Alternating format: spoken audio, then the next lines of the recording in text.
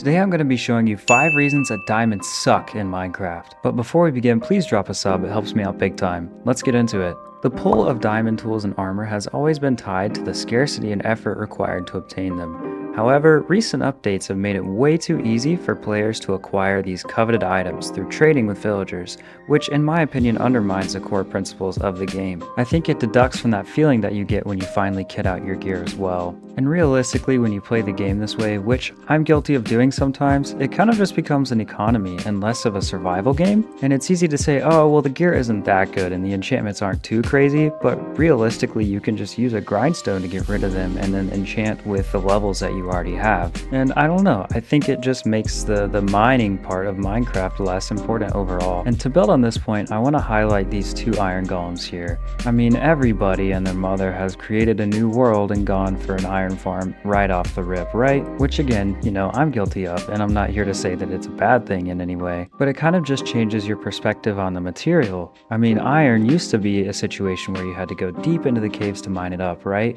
And now all you need is a bucket of lava, which if you're lucky enough, you will find in a village anyways. And so this is the second point, is that you can set up an iron farm as soon as day 1. And so maybe you're thinking, well, what about diamond farms? You can't create those, right? But honestly, if you just trade the iron away for diamond gear, it kind of has the same effect. As an example, in my Let's Play series, which by the way, if you've been watching, thank you, I set up an iron farm. And what I find bizarre about it is that it only took me 2 days to have a steady source of income for trading with blacksmiths. And for real, a couple of days after you have that set up, you can buy a full set of diamond gear and tools, disenchant it all, and re-enchant. So let's say this doesn't apply to you, and let's say that you enjoy mining and you prefer the mining process over trading with villagers for diamond. And so here's a perfect opportunity for me to introduce what I'm calling the Fortune 3 meta. Similar to how you can trade iron away to a blacksmith, you can get a lectern and create a librarian who will trade all sorts of books, paper, and so on with you. So after a maximum of about half an hour of breaking and replacing a lectern, you can get a Fortune 3 book that you can put on an iron pickaxe and hit the mines and rack up diamonds. And once again, with the increased frequency of diamond ore that spawns in the new cave systems, the rates are just ridiculous. And using my Let's Play again as an example, I put Fortune 3 on an iron pickaxe and went into a cave and came out with a stack and a half of diamonds. If you tried to say this to a 12-year-old me who just booted up Minecraft the first time, I wouldn't believe you, because it was so much harder to get diamonds back then, and diamond gear was something that you could really only dream of. Let's talk about my next point of contention with diamonds. It's going to be shipwrecks and treasure hunting and everything exploration related to diamonds. Again, this just increased the frequency and occurrence rate at which you could interact with or find a diamond. I mean, opening up this chest right here, we see a buried treasure map. And if we go into the treasure room that's just on the other side here, we find some pretty crazy stuff.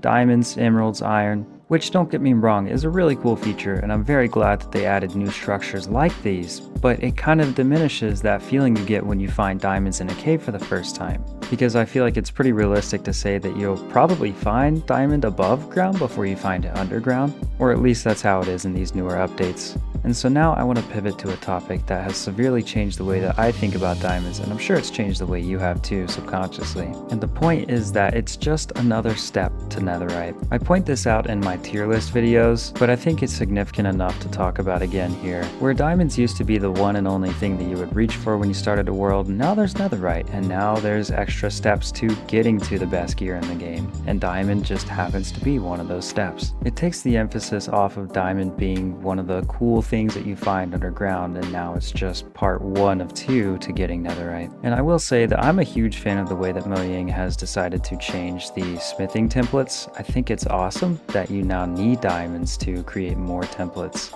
I think it brings back a bit of the use factor for diamonds. But then again, if you start to consider all the other points that I've made today, you start to realize that it's really not that big of a pull to have a few extra diamonds for smithing templates. And I think netherite has its own problems, but that's another video for another time. And I don't want to come off as one of those people who seem like they hate the way that Minecraft is now and that the new updates will never be as good as the beta versions, because I don't think that's true.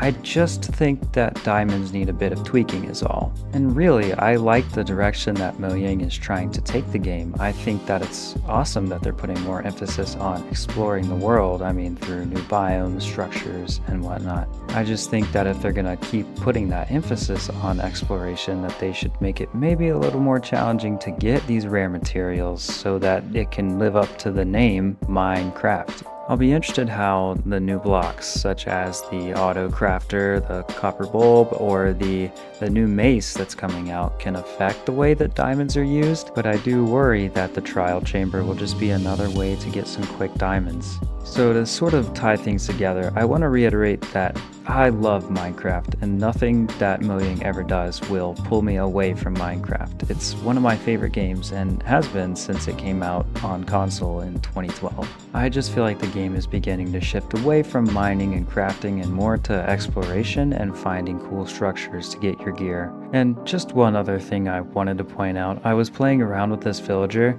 and in the span of 10 minutes, I got Efficiency 4, Unbreaking 3, and Mending, which I still, again, think is broken, but I'll save that for a video about trading with villagers. So to conclude, I just want to say that diamonds have been emblematic of achievement and progression in the Minecraft universe, and their significance has become overshadowed by a number of gameplay changes. It's not to say that the game is ruined in any way, but it's just different now. And so that's some of the reasons that I think diamonds suck in Minecraft. If you made it to the end of the video, feel free to drop a comment and letting me know what you think of diamonds in Minecraft nowadays. And as always, leave a like, sub, and all that other stuff. Thanks for watching.